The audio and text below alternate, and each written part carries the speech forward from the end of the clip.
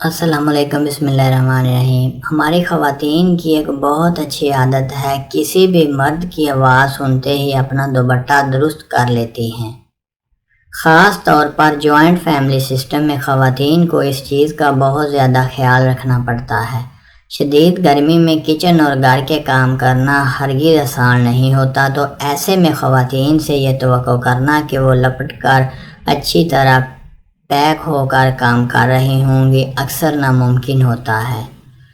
یہاں کچھ باتوں کا خیال رکھنا مردوں پر بھی لازم ہے۔ مرد حضرات کو اس بات کا دھیان رکھنا چاہیے کہ گھر میں داخل ہوتے وقت دروازے پر دستک دی جائے، آواز لگا کر گھر میں داخل ہوں یا پھر کھانسی کر کے داخل ہوں۔ اس طرح خواتین کو آنے والے کا پتہ لگ جاتا ہے اور وہ خود کو سنبھال لیتی ہیں۔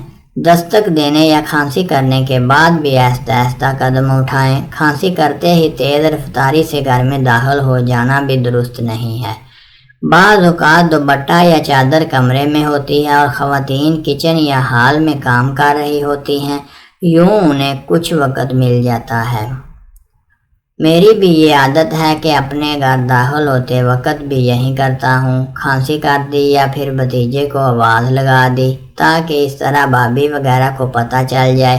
حدیث نبی صلی اللہ علیہ وسلم ہے کہ حیا ایمان کا حصہ ہے، اور ایک حدیث میں ارشاد فرمایا گیا کہ جب تم حیا کھو دو تو جو جی چاہے کرو۔